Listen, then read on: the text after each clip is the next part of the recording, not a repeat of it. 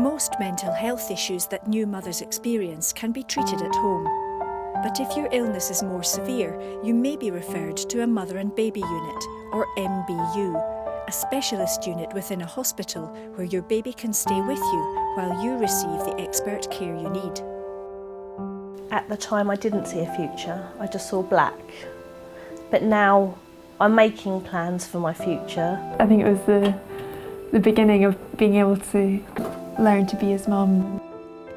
In this film in the Out of the Blue series, we'll meet two mothers who experienced a stay in an MBU and learn how the specialist care they received helped them recover.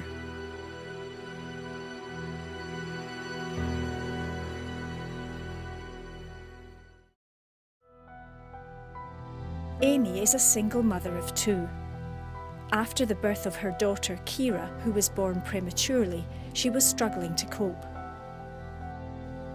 At a routine checkup after the birth, her health visitor recognised that she was suffering from depression.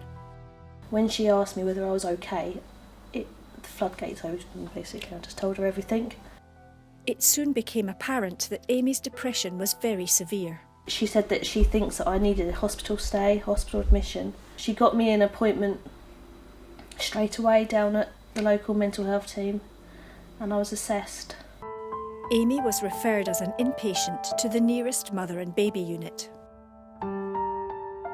Mother and baby units are there for women whose illnesses are so severe that they really can't manage just doing the very simple day-to-day tasks of keeping one's life running, looking after oneself, looking after the baby, proving just too difficult to manage. First-time mum Catherine was also struggling to cope at home. After the birth of her son James, she was suffering from disturbing thoughts that confused and frightened her. My husband Tom was obviously desperate just for me to be well, and I had to really convince him, I think at one point, that I wasn't going to get better at home. I wasn't able to sleep, I wasn't able to function normally at all. Yeah, it was a really hard thing for Tom to do, but eventually he recognised that, phoned the psychiatric team and agreed that he would take me into A&E that night to be met by the psychiatrist. The psychiatrist diagnosed Catherine with postpartum psychosis, a rare but serious condition that can affect women with no previous history of mental illness. She too was referred to an MBU. The decision to be referred to a mother and baby unit usually is done very jointly, so it's done by the woman, her family, and the health professionals around her providing the care. I agreed with them that I needed the support and help, so I agreed to go and be admitted to the hospital. Because I was so poorly, if I had not agreed to go to the hospital, I basically would have been sectioned. So basically the doctors would have taken that choice out of my hands, and I would have been taken to the hospital anyway. If you are sectioned, many of the decisions about your treatment are made by the people who care for you until you are formally discharged by a psychiatrist.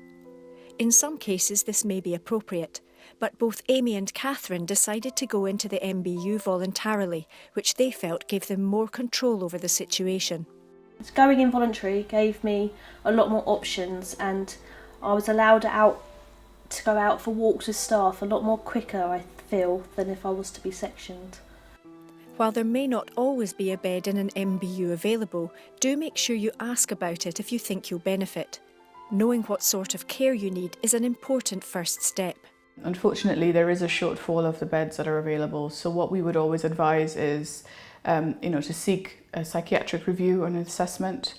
So even if they aren't able to secure a mother and baby bed, they can secure an appropriate placement for you.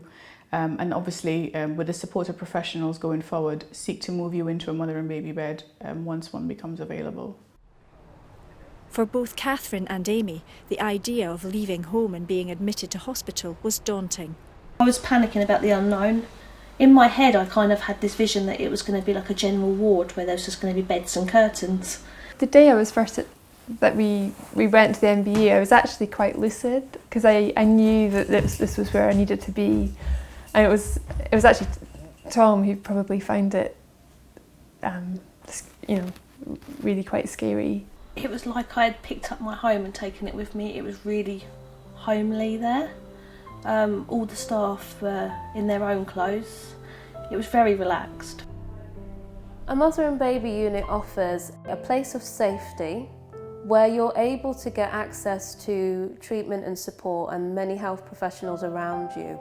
What you might find is women who have a history of severe mental illness, it's very important that during the night time they get access to protected sleep. And by having health professionals around you, that can be supported and assisted. Or it might be that you're struggling with the day-to-day activities of caring for a newborn baby, and by being in a mother and baby unit we're able to support that transition. But I remember arriving and just going, okay, I think these people know what they're doing, and they took James off me that night to sleep in the nursery, and I slept that night for the first time in what seemed like over a week. They made me realise that I was ill. It wasn't my fault and that I would get better. For the first few nights they had the baby so that we could sleep because we really needed some to recover. And we had to stay, we were on one-to-one for the first few nights. And then we went to a step down, so we moved to a separate bedroom, to a different bedroom, and they would do one night the baby would stay in the nursery, the other night she would come in with you. And it was they slowly added the amount of hours that you had without you even realising. So I was taking on more responsibility for my baby without even realising. I didn't feel pressured to do it, whereas I thought at home that I was being forced to do it. We all had our own room and an ensuite bathroom, and there was a cot in each room, so when you got to that stage of your stay, that babies can stay with you rather than in the nursery. So yeah, it was really nice. 2 years on, Catherine has come to pay a visit to the staff who cared for her and her baby James. A lot of the mums, when they're first admitted, say they find it really difficult handing their baby over to strangers. You know, they've always been used to having a baby with them or knowing that they're with a family member. The first night, I think it was a relief, because at that point I think I was just very concerned that I couldn't look after James, that he was going to come to some sort of harm in my care, that he wasn't feeding, all of these things. So I was just, I remember them taking him and thinking, okay, well, he's safe now. It was during her first days in hospital that the full extent of Catherine's postpartum psychosis became apparent. I was suffocating in my room. I think at one point I thought that everybody in the whole world was going to come through into my room. I was dying, I was causing the end of the world, I was going to be the last person alive in the world at one point. You know, really dark, morbid things going on. Dr. Trudy Seneviratne was one of the psychiatrists working at the MBU which Catherine attended. The first few weeks are very much just about reassuring her, and if she's, talking about any strange thoughts or fears of something going on, the nurses and doctors and everyone else will be reassuring her. So it's just grounding somebody down and reminding them where they are, or constantly orientating somebody. What we would do is devise an individualised care plan with you that would reflect what your needs are, but also babies.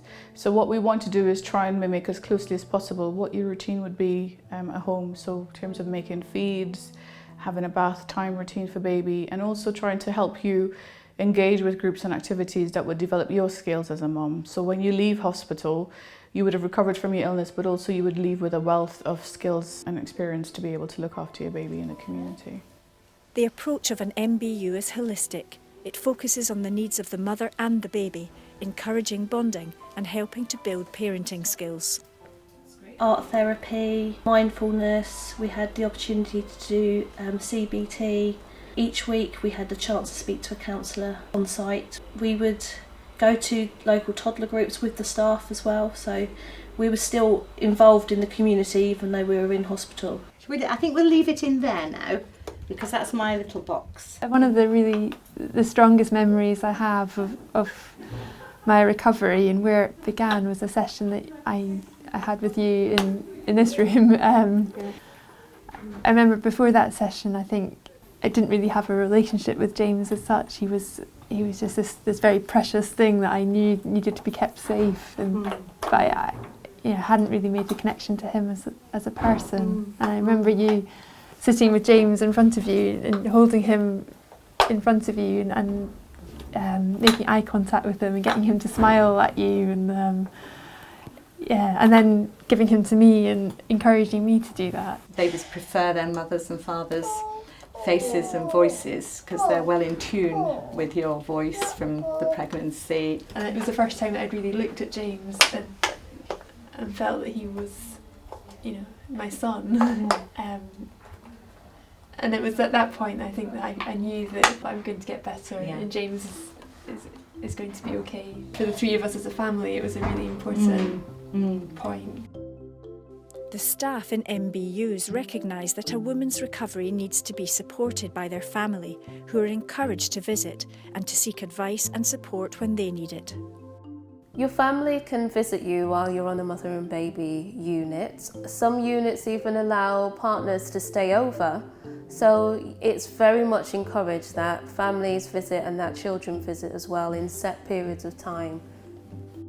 They brought my other son up to see me as well because it was his birthday whilst I was in there, and the staff allocated us a room, and we had a little birthday party in there whilst I was in hospital, and the family came up as well. So even though we were in hospital, it was made to feel as we were at home.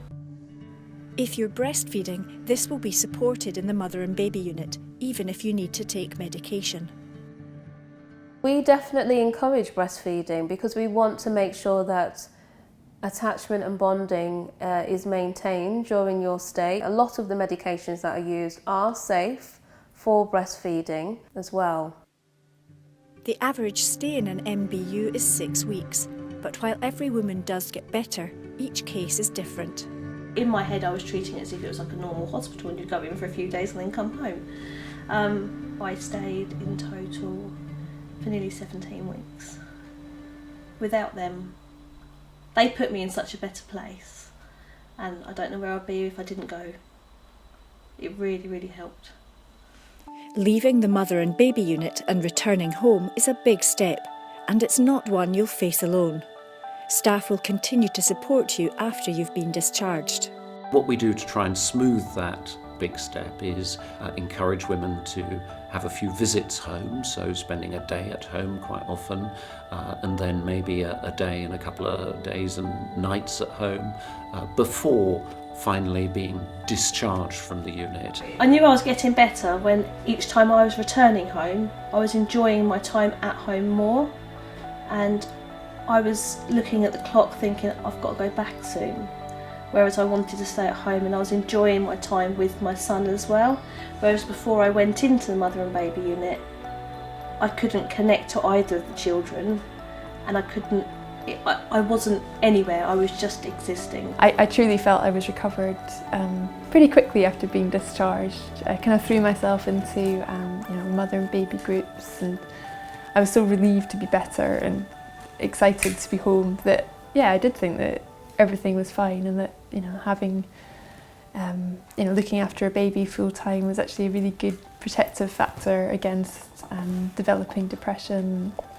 I a few months later, I think I recognise now that my mental health is still something I need to work at, that it's I need to look after my mental health as much as I do my physical health. We had regular phone calls just to check up to see how we were getting on. We didn't see anybody purely because of the distance from home to where the mother and baby local one was.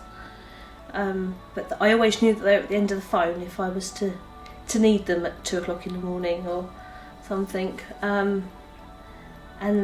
they kept in close contact with our local mental health unit, so that they were coming to visit me, so that they knew that I always had somebody to keep checking up. For mothers, getting back to everyday life can be challenging, and it's a time when support from family and professionals is vital. The most important stages in a way from family are to be there after someone's discharged from an inpatient unit, so to be there for practical support and emotional support after here. helping with simple things like getting food ready or tidying the house so that mum hasn't got to worry about all those sorts of things. I'd say if someone was offered the chance to go to a mother and baby unit, take it, because they're so far and few between. And if the opportunity is there for you to go with the baby, I would, because it does help. You might not see it I didn't see it at the time. I just thought no one can help the way I'm feeling. And I honestly didn't like it for the first day, but I wouldn't change it for the world. They helped so much.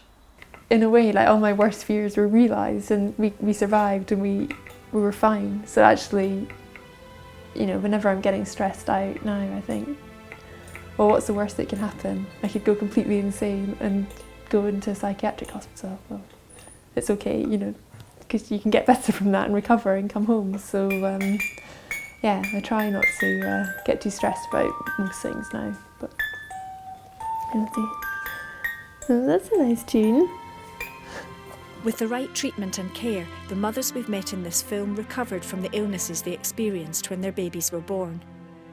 If you need more information about severe mental health issues, you might like to watch the films on depression and psychosis. The websites on your screen now also provide more information and support, and the telephone numbers of helplines you can call.